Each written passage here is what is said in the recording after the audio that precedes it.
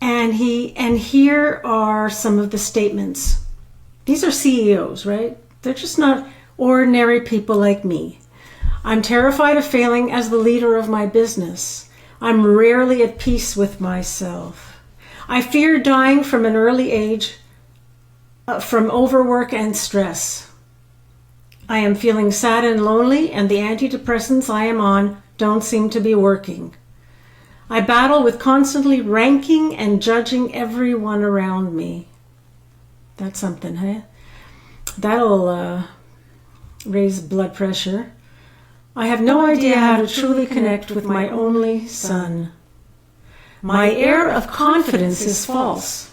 So for those of you who are just joining me, I'm reading from an article that I just found today on LinkedIn, and it's about how some CEOs, what their deepest fears and insecurities are, because the topic for today is not feeling enough or feeling not enough.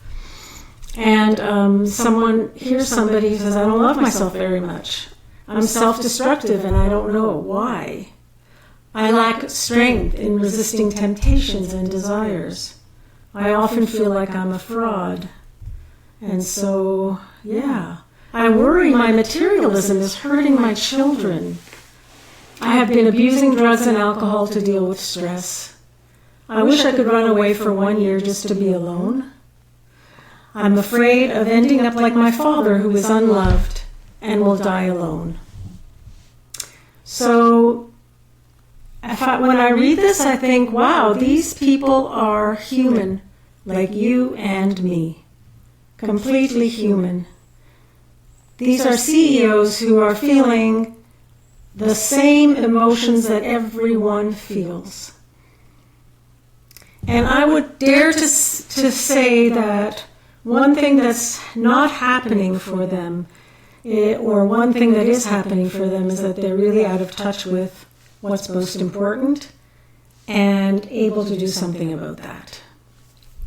A person who is addicted, and I have been in my life, we use substances in order to numb the pain, and we don't go and figure it out. We don't deal with it until, if we are very lucky, we can deal with it. So I'm going to now show you what you can do. The one thing that might get you out of this is to know yourself. Know yourself. And I mean that. Know yourself. If you don't know and pay attention to what's going on here, how can you possibly fall in love? Because if you know yourself, here's what's going to happen. You will fall in love. Yes, you will fall in love with yourself. Yes, you will. You will. If you go deep inside. And why am I saying that? Because it's not about looking outside of ourselves. It's about going closer to oneself.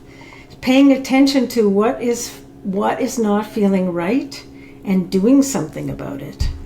When you develop a relationship with yourself, truly, where if you are not able to find the gold that you are, there are people who do that and help you.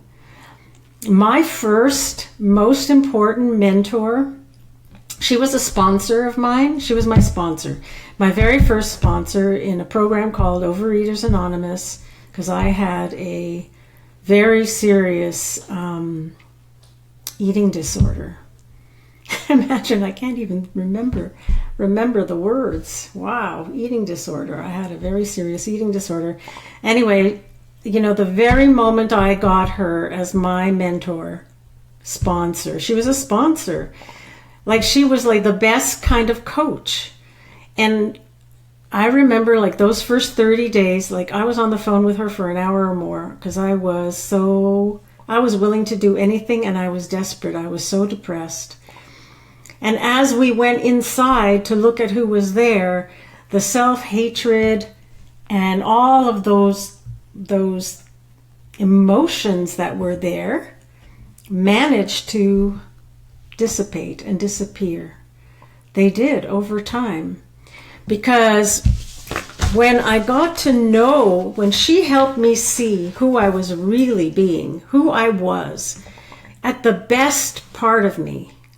So I got to know myself, and she got to reflect and mirror for me the beauty that was there. Of course, I wasn't like perfect. I have, and I still have, I'm human. I'm messy. I'm a human. But I didn't see who I was. I didn't see the value of me. And working with her, she said, you know, you're still under the spell of your parents. Now I was 48 at that time.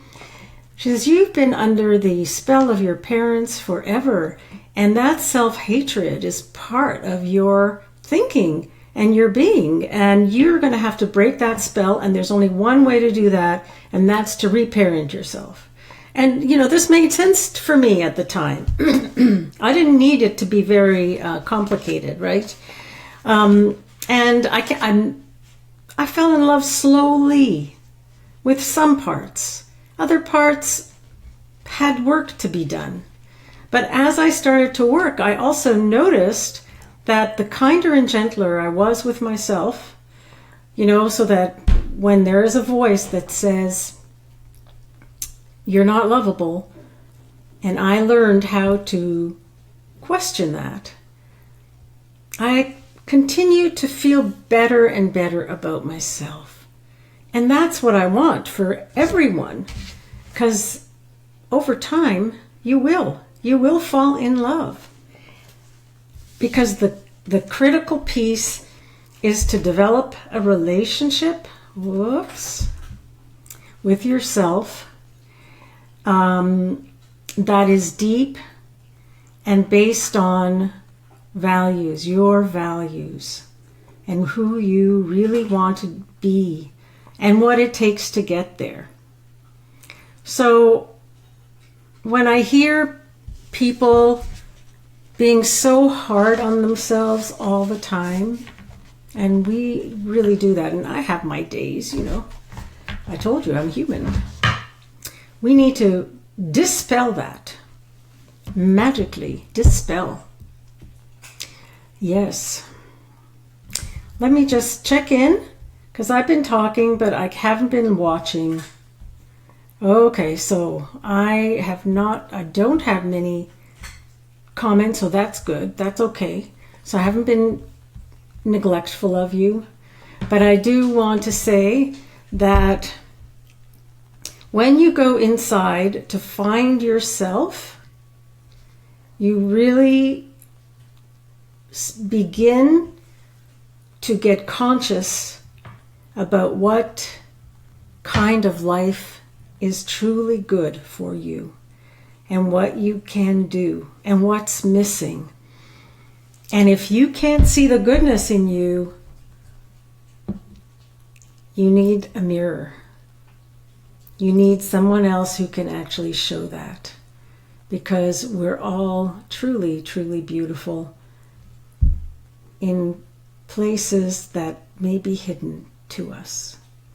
So, go have yourselves a great day. Thank you for showing up here, and I will see you again shortly.